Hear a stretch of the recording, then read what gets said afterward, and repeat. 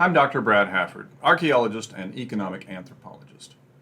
Welcome to Note Nook, where I take a close look at paper money from the past. As an anthropologist, I'm more interested in what money says than what it's worth, and it says a great deal about the government that issued it and the people who used it. Today, I'm investigating a £1 note issued in Ireland in 1964. We'll begin by looking at the obverse, or front of the note. It's the side that has the clearest indication of the issuing authority, and here we have the Central Bank of Ireland, written in English on the left and Gaelic, Bank Canish na Éireann, on the right.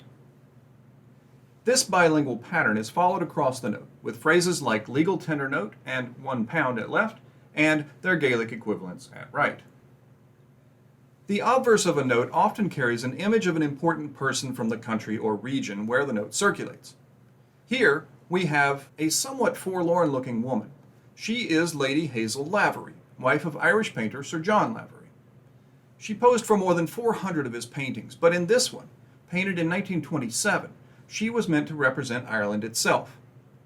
In the small notes of the series, like this £1 note, we see a close-up of her with shawl partially covering her hair, and we only get a vague impression of the mountains and sea behind her. In larger denominations, which were also physically larger, more of the painting and background landscape is visible. In these, it's clear that Lady Lavery is leaning on a harp, the national symbol of Ireland. Sir John was commissioned to design the allegorical portrait on notes that went into circulation in 1928 in the recently formed Irish Free State. The design was so popular that it continued in various printings well into the 1970s. Lady Lavery had come to represent Ireland in the minds of the Irish, and she even appeared in banknote watermarks until 2002, when the euro was introduced. Rather ironically, Lady Lavery herself was not Irish. She was born in Chicago to a wealthy family that could trace their ancestry back to Ireland. She was rather unlucky in love, with her first husband dying of pneumonia less than a year after their marriage, her second intended husband abandoning her, and with her mother strongly opposed to her marrying the Irish artist John Lavery. It wasn't until after her mother's death in 1909 that she finally did marry him. Though American by birth, Lady Lavery was fascinated with Ireland, and the banknote carries more symbols of the country beyond her as its personification. Not only is there Gaelic text, but there is also a framing design mainly composed of intertwined Celtic knotwork. These elaborate knots make for a beautiful embellishment and remind me of vines in the green undergrowth of the Emerald Isle. The intricate design in greens and yellows not only shows off cultural symbols, but it also serves to protect the note, since such details are difficult to copy. Counterfeiting has always been a problem with banknotes, and so anti-copying measures must continually evolve with the currency. Another common protection against counterfeit is a watermark. A watermark is an area of the paper that is slightly thicker or thinner so that it makes a pattern only visible when light shines through it. It typically appears in an area that is otherwise seemingly blank, such as on the right of the obverse here. Shining a light through from behind, we see that the paper has not taken this watermark well, and that there is some wrinkling that partly obscures it. Looking closely, however, we can see that it shows a woman in profile, facing left. She has short hair and wears a kind of tiara. Her soulful eyes, like those of Lady Lavery, are the most noticeable aspect in this representation. Typically known as Erin, she is also a personification of Ireland. A note must instill faith in the population using it. This is partly established by familiar cultural imagery, but also by a clear supporting authority. Older notes were basically IOUs from banks for silver or gold that could be retrieved by turning in the note. By the mid-1960s, precious metal backing was rare in most countries, but faith was instilled through issuing banks' names and by the signatures of its officials. This note has signatures not only of the bank governor, but also of the Secretary of Finance. Behind the signatures, we can just make out another of the details of the printing. The color shifts from yellow to orange, and a design of intertwined snakes is just visible, swallowing their own tails. Ireland has no poisonous snakes, and legend has it that they were driven out by St. Patrick. They still appear in Celtic art, however, and are sometimes equated with earlier pagan ideals. In fact, the legend of St. Patrick may hark back to a time when Christian priests took over from Druid shamans in Ireland's distant past. Looking even more deeply into the background, we see that the yellow color is not solid, but it's a dense patchwork of curvilinear designs like crosses and circles, again intertwined. Perhaps this reflects Ireland's deep connection with the land and with religion. Though not blatantly Christian, parts of the design resemble the Celtic cross. Now let's look at the reverse. The reverse of a note typically emphasizes the laws that authorize or protect it. This reverse, however, has no text whatsoever, and it relies solely on its imagery to reflect the culture of the country with no indication of authority or denomination. Its design is very effective, however, with the dark and piercing eyes of the central figure garnering immediate attention.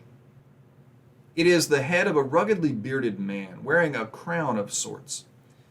But on closer examination, we can see that the crown is formed of two boats, each loaded with barrels and crates for trade. The central portion of the crown is the point of an anchor, with a rope running around it, grounding the two ships. Once we recognize this nautical theme, we can then see that the man's hair is not only hair on which sits a crown, but also they're waves on which sit the boats. Indeed, this is not really a man at all, but an allegorical representation of a river. In this case, he is the spirit of the River Lee, which runs through Cork in the far south of Ireland. Every denomination in this series of banknotes bears a different Irish river personification on its reverse, a copy of an allegorical depiction on the keystone of the Customs House building in Dublin.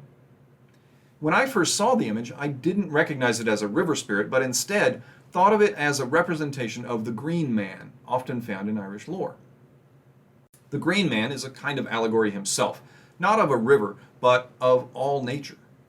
He's usually depicted as a bearded, almost tree-like man, and appears in sculptural form in early buildings, particularly in churches.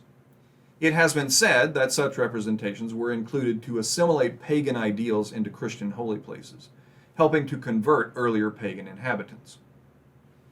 In a way, this River Lee figure is an aspect of the Green Man myth.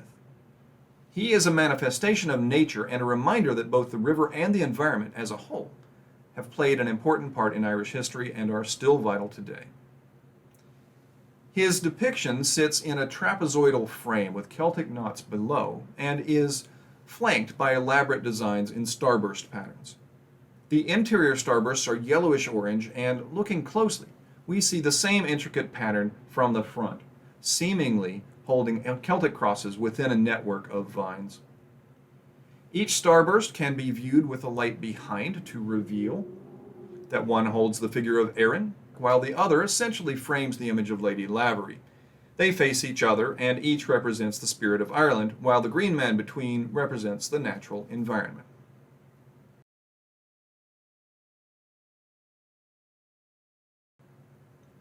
So what more can we learn about Ireland in 1964 from this note?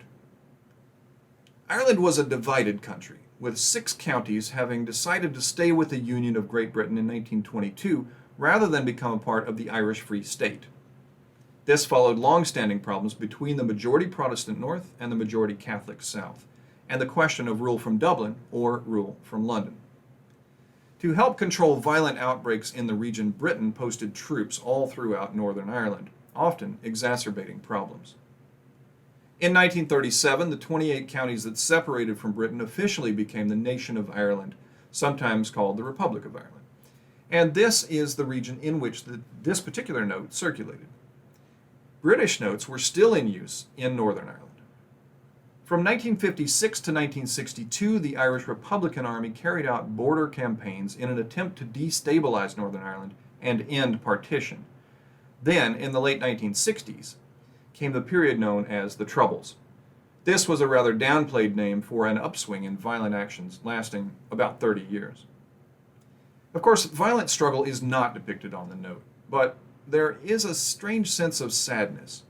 The painting on the obverse was titled Portrait of Lady Lavery as Kathleen Ni Houlihan, a personification of Ireland best remembered from W.B. Yeats' play of 1902. In this representation, Ireland is a woman dispossessed of her home in need of the Irish people to protect her from England. She is sometimes called the poor old woman, but Lavery chose to represent her as a more soulful younger woman with his wife as the model. Hazel Lavery herself met many famous Irish and English of the day. She is rumored to have had an affair with Michael Collins, who was fundamental in forming the Anglo-Irish Treaty of 1921.